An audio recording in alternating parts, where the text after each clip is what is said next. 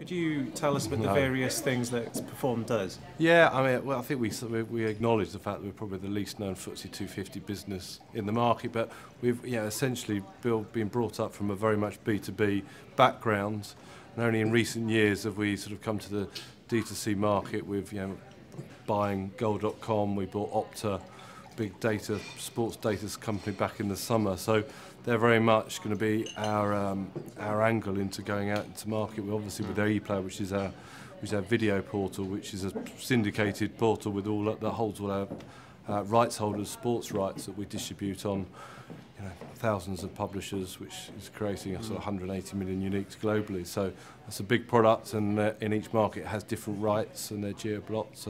So it's a good business for us. So via things like ePlayer and goal.com, you are both syndicating rights that you've aggregated yourself and also operating your own properties.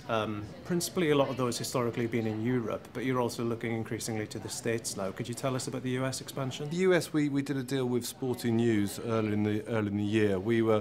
Our video property is very strong in the US. We hold 4 of the main sports rights, and obviously because of that our distribution is very large. But goal.com, being a soccer brand, hasn't got the cut through you'd expect it to have display, whereas Sporting News cover all the main American sports. So it was an obvious tie-in for video and display to work as a joint venture. So tell us, what are you offering advertisers?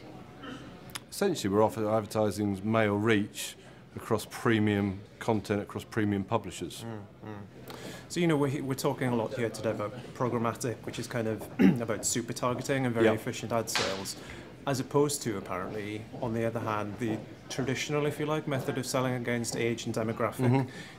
Despite existing in this online age, are you very much targeting ads in the traditional way to, as you said, a male audience? Yeah, I think we're doing both. I think we're in a unique situation because we're not a traditional publisher that's having to substitute fallen revenues. We're a digital brand, we always have been. We started as a digital brand, so we've looked at it as an opportunity to open up our inventory to programmatic buyers, but on the same time doing the branding jobs with premium teams, with premium brands, comms planners of agencies.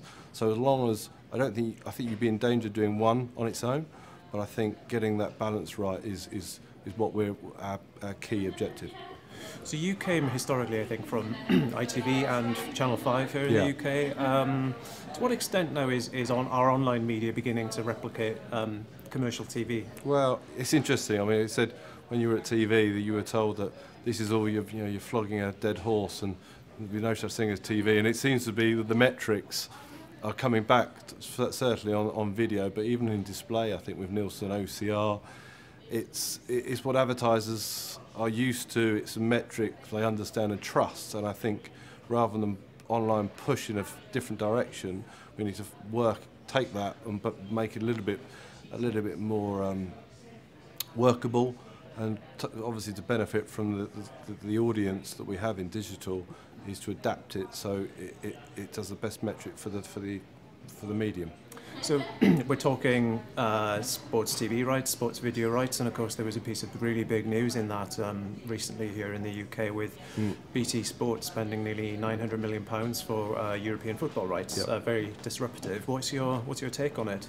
I think it shows you the value people attribute to premium sport and the audience it delivers. I think it's just the engaged audience, it's appointment to view. It's always been a buzzword in TV, and I think it still holds true. And when the business is fragmenting as it is, having that appointment to view TV, whether it be X Factor, whether it be Coronation Street, whether it be Champions League final, is very impactful. How should we think about the possible online disruption thanks to the BT Sport deal? I mean, should we think of it as a traditional big spend on linear TV rights or not? Because of course BT Sport is a UView box, is a connected TV box. Should we expect to see it exploited much in internet TV? I think so. I think it's very much a play, and it's very much they've made that investment for the future. I don't think the audience is there, so I don't think they'll be actively looking to get those sort of subscribers now. They're all about broadband, and it's attracting where they can use digital as opposed to linear is by reducing the wastage and understanding what what that reach looks like and what they subscribe to at the moment, what will they be looking to subscribe to, and targeting is very much. I think BT doesn't need to build a brand. You know, it's done that. £900 million has done that. And is there a place for Perform Group anywhere in things that BT is doing, or perhaps on the fringes? Yeah, well, I mean, we work with BT closely.